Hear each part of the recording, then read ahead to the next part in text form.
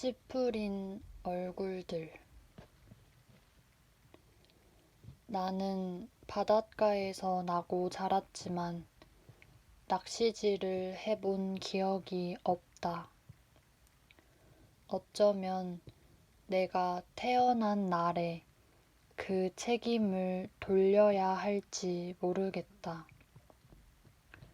사철 바다를 옆에 두고 살아야 하는 우리 고향에서는 고기잡이나 뱃놀이와 관련하여 지혜로운 말들이 많다. 조금에 태어난 아이는 어장일에 소질이 없다는 말도 있는데 내 생일이 음력으로 초8의 날이니 내가 바로 거기에 해당한다.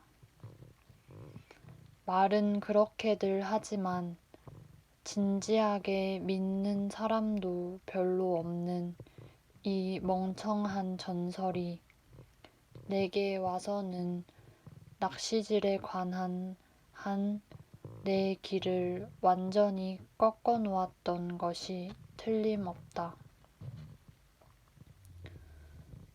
어른이 되어서도 나는 낚시질을 하지 않았다. 한 대학의 전임 강사로 발령을 받아 5년을 살았던 마사는 바다 낚시와 민물 낚시가 모두 가능한 곳이다. 어느 해 봄에 동료 교수들이 도다리를 낚겠다고 배 한 척을 빌렸을 때 나도 따라 나서기는 했지만 내게 배당된 낚싯줄을 나는 끝내 물속에 집어넣지 않았다. 사면으로 펼쳐진 막막한 바다에 한 줄기 실을 들이우고 자연이 보내올 특별한 신호를 기다린다는 것이 내게는 무슨 초현실 속의 일처럼 아득하게만 느껴졌다. 이 넓은 바다에서 고기들이 무슨 재주로 이 가녀린 실을, 그것도 하필이면 내 실을 찾아올 것인가. 화사한 봄날, 한려수도의 첫 자락, 인간들의 모든 기획과 노력을 한 줌 바람으로 날려버릴 것처럼 멀리 그렇게도 고요하게 물에 어려 있는 산 그림자들이 그 생각을 더욱 움직일 수 없게 만들었다. 그 후로 춘천에서 8년을 살았다. 어느 쪽으로 가도 호수를 만나는 이 아름다운 도시는 민물 낚시의 전진기지나 같아서 사람들 간의 대화가 낚시로 시작해서 낚시로 끝나는 일이 많았다. 내가 재직했던 대학에는 아예 차에 낚싯대를 싣고 다니는 교수들이 있었으며 나는 일과가 끝나는 시간에 그런 차 앞에서 얼씬거리다가 강제로 납치를 당해 이름도 아름다운 아침못 같은 낚시터로 끌려가기도 했었다. 그러나 소를 물가까지 끌고 갈 수는 있어도 물을 마시게 할 수는 없다는 지혜의 말은 그 경우의 나에게도 해당되었을 것 같다. 그들이 나를 설득하기 위해 늘어놓았던 낚시의 철학적, 미학적, 윤리적 미덕을 나는 그대로 외울 수도 있다. 그 말들은 정신이 딴 데 가 있는 학생들을 앞에 놓고 시가 왜 중요한지를 역설하는 문학 선생의 말과 엇비슷해서 크게 새삼스러울 것은 없었지만 같은 말이라도 다른 말처럼 할 줄 아는 사람들이 어디든 하나씩은 있다. 가끔은 무자극적인 사고를 하는 시간도 있어야 하지 않겠어? 어느 교수가 그렇게 말했다. 외부의 자극을 최소한으로만 받는 상태에서 자기 생각에 몰두하는 시간을 가져야 한다. 나는 그 말을 그렇게 이해했다. 그 대목에서 나는 내 생활을 반성하는 것이 마땅한 일이었으나 심성이 완악한 인간은 제가 읽은 책 속에서 그에 상응하는 구절을 찾아내는 것으로 만족했다. 카뮤가 그의 수필 시시포스의 신화에서 또다시 굴러떨어질 바위를 산 꼭대기까지 밀어 올리기 위해 애쓰는 저 신화적 영웅의 고통을 묘사하는 가운데 하늘 없는 공간과 깊이 없는 시간이라고 썼던 구절을 금방 떠올렸고 낚시터에 와서까지 낚싯대를 잡으려 하지 않는 나 같은 사람의 시간과 공간이 영락없이 그 꼴일 것이라고 생각했으니 그것도 반성이라면 반성일 수 있을까? 일하는 것도 아니고 노는 것도 아닌 시간과 공간에서 지지부진하게 힘을 소비하는 일은 많아도 자신을 풀어놓는 데는 늘 실패하는 사람이 자신을 반성하는 일에 서툴 수밖에 없는 것은 오히려 당연하다. 내가 자극 없는 사고를 이해하지 못한다거나 혐오한다기보다는 차라리 겁내고 힘겨워한다고 말하는 편이 아마 옳을 것이다. 따지고 보면 그런 시간이 내게 없었던 것은 아니지만 그것은 늘 옛날의 기억 속에만 있다.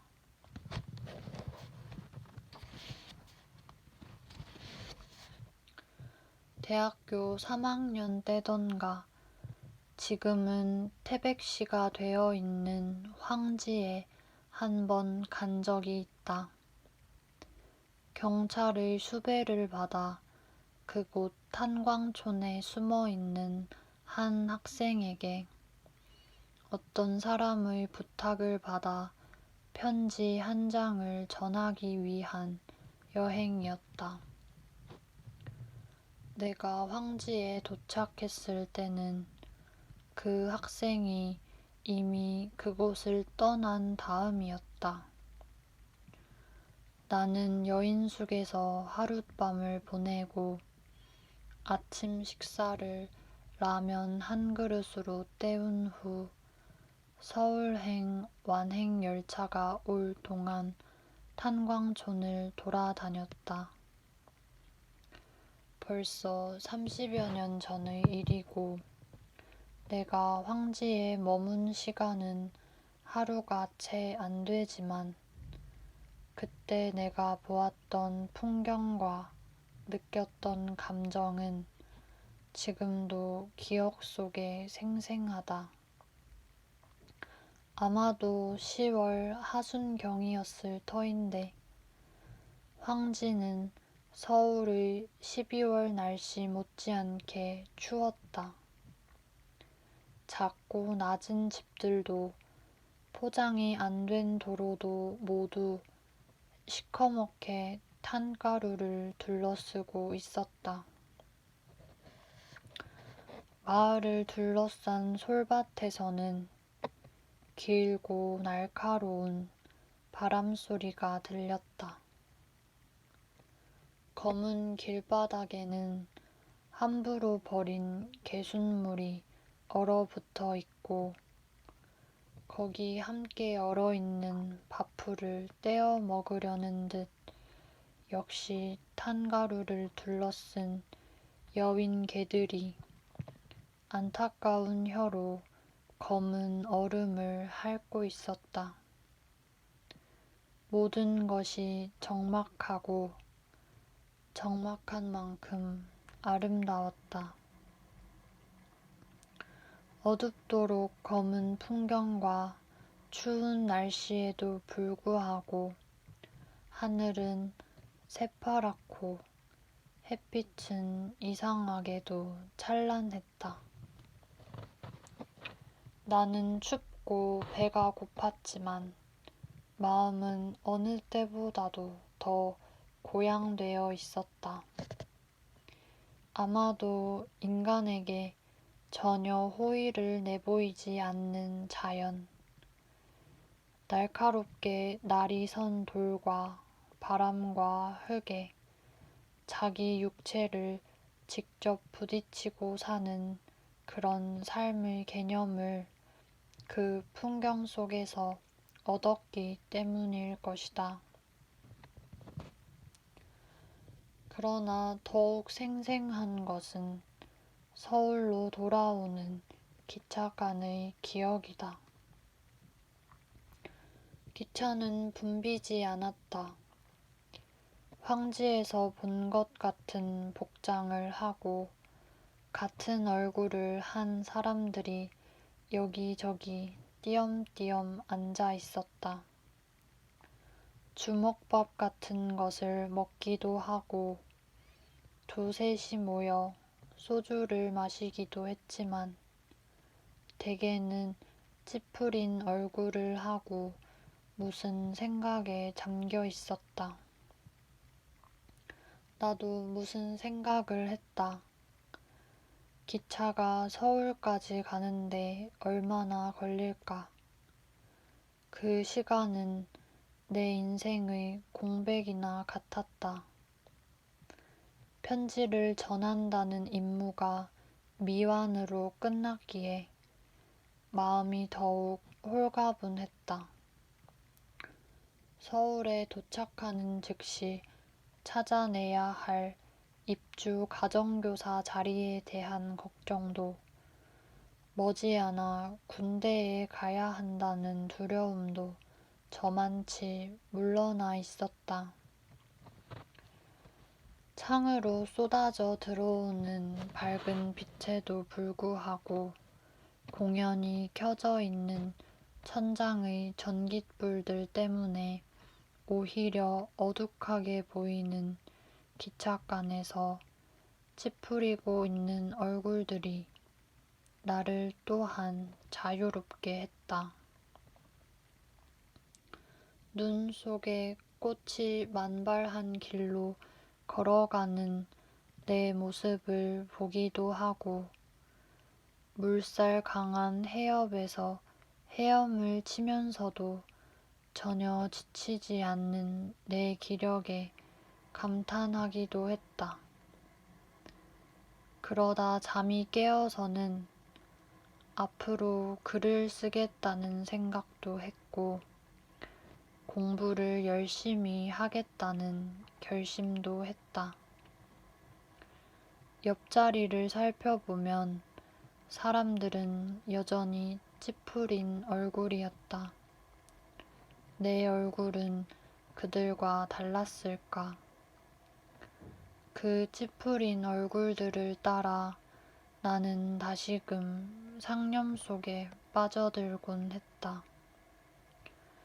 내가 찾고 있던 종이 한 장이 어떤 책 속에 끼어 있다는 생각이 났고 사람을 정직하게 살게 하는 무슨 체조 같은 것을 고안하기도 했다.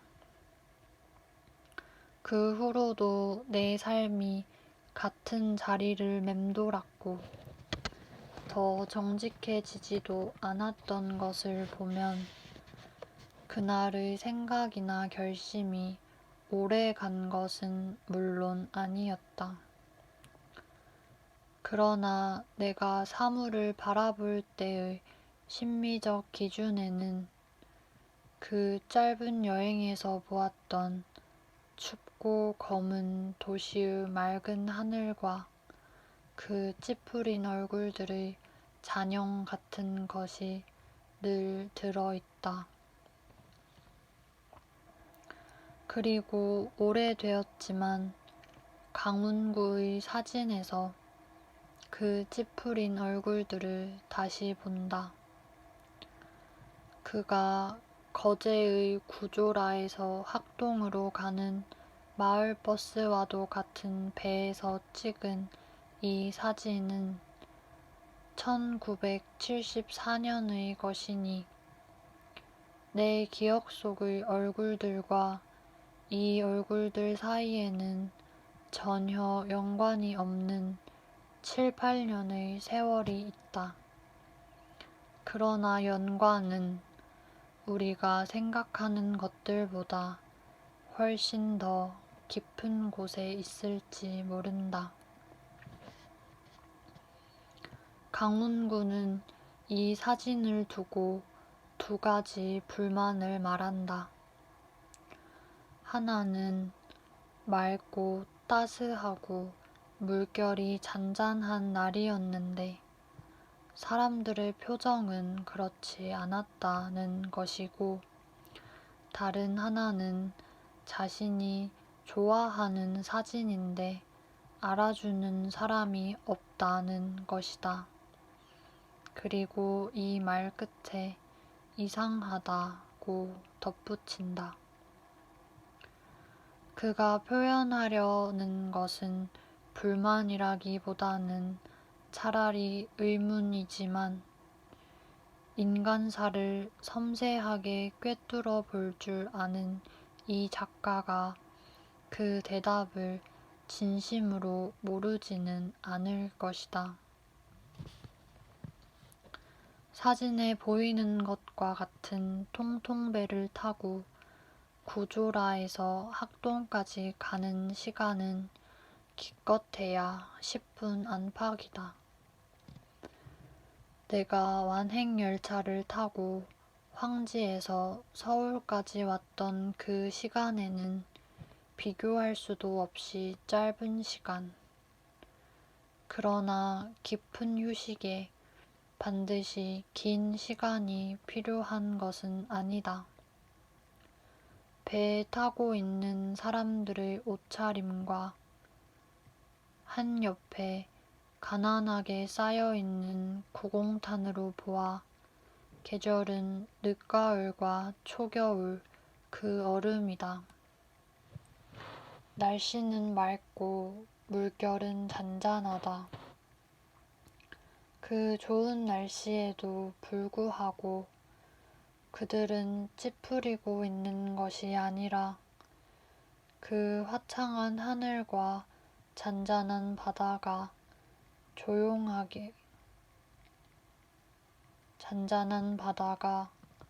조용하게 찌푸릴 수 있도록 그들을 도와준다고 해야겠다. 뱃머리를 정중앙에서 조금 비껴두고 있는 사진의 구도는 잠옷 장엄하지만 그들이 가는 곳은 난바다 저쪽에 있는 미지의 나라가 아니다. 그들은 조금 전에 떠나왔던 곳으로 다시 돌아간다. 떠나왔다는 말도 사실은 지나친 것이 아닐까. 그들은 떠난 적이 없으며 있던 곳에서 있던 곳으로 간다. 가슴이 설레야 할 이유는 전혀 없다. 그들은 또한 남의 땅 근처에서 뱃놀이 하는 사람들이 아니기에 풍경이 낯설게 찬란하기를 바랄 이유가 없으며 물 위에 떠 있는 섬들에도 지난 여름의 남은 온기를 식히며 뱃머리에서 부서지는 파도에도 과장된 찬탄의 인사를 보내야 할 필요가 없다. 힘을 소비해야 할 특별한 감정 같은 것은 그들에게 없다. 그렇더라도 이 길지 않은 시간은 그들에게 특별하다. 그들은 조금 전까지 어깨로, 등으로, 팔로, 그리고 머리로 실어 날라야 했으며 조금 후에 다시 실어 날라야 할 것들을 뱃전에 놓아두고 있다. 항상 무엇을 실어 나르던 그들의 몸이 잠시 다른 힘의 봉사를 받으며 실려간다. 두 발로 걷지 않아도 그들의 몸이 움직이고 있다. 구공탄을 배 위에 실어야 했던 그 시간과 배 밖으로 다시 옮겨야 하는 그 시간 사이에서 찌푸린 얼굴로 가장 작은 열량을 소비하며 하늘과 바다의 평온함을 그들은 조용하게 거둔다. 사람들의 찌푸린 얼굴은 맑은 하늘과 잔잔한 바다의 다른 얼굴일 것도 같다. 극적인 것은 아무것도 없다. 조금 전까지 삶의 드라마를 구성해 왔으며 잠시 후에 다시 구성하게 될 것들은 배가 저쪽 항구에 도착할 때까지 사람들의 심중 깊이 내려가 있고 조용하게 찌푸린 얼굴들은 아무것도 표현하지 않는다. 그것을 공허라는 말밖에 다른 말로 부르기는 어렵다. 정리되지 않은 뱃전, 늦가을의 입성들, 아무렇게나 둘러감은 목도리와 머릿수건, 두 겹으로 스산하게 쌓인 구공탄, 물결 없는 바다와 쾌청한 하늘로 이루어진 그리고 찌푸린 얼굴들에 되비친 복잡한 공허가 거기 있다. 알아주는 사람이 없다고 강훈구는 이상하게 여기지만 사람들은 알아도 말하지 않는다. 내가 낚시질을 두려워하듯이 사람들은 이 공허를 두려워하고 오랫동안 거기에 시선을 두려 하지 않는다. 사진에서처럼 낯설게 보일 정도로 낯익은 것들이 이 공허의 밑바닥에서 또 우리를 기다릴 것이 두렵고 거기까지 내려갈 길이 두렵다. 낯섦과 낯익음 사이에서 내 삶을 조종하는 드라마의 진정한 모습을 보아야 한다고 옳은 말을 하는 사람들이 있겠지만 그것이 꼭 이 시간이어야 할 필요는 없다. 배 위에서 카메라를 온전히 의식하고 있는 얼굴은 단 하나다. 흰 두루마기를 입고 뱃전 왼편의 나무 의자에 앉아 있는 노인이 우리와 눈길을 맞추려고 한다. 사진을 세로로 3등분하여 두 선을 긋고 가로로 3등분하여 또 두 선을 긋는다면 왼쪽에서 첫 번째 세로선과 위에서 첫 번째 가로선이 만나게 될 지점에서 그 얼굴은 심중으로 내려가는 삶을 잠시 화면 위로 살짝 들어 올린다. 그러나 다 들어 올리지는 않는다. 감정을 세련되게 누르고 그 얼굴은 당신들이 그림 속에서 보는 것들은 사실이라고 말하려는 것 같기도 하고 그것들은 사실일 뿐이기에 그림 속에 새삼스럽게 담아둘 이유가 없다고 말하려는 것 같기도 하다. 사실은 공허하게 움직일 수 없이 거기 있기에 다른 것이 된다고 말할 수 있는 힘이야말로 사실주의 예술의 뛰어난 미덕이다.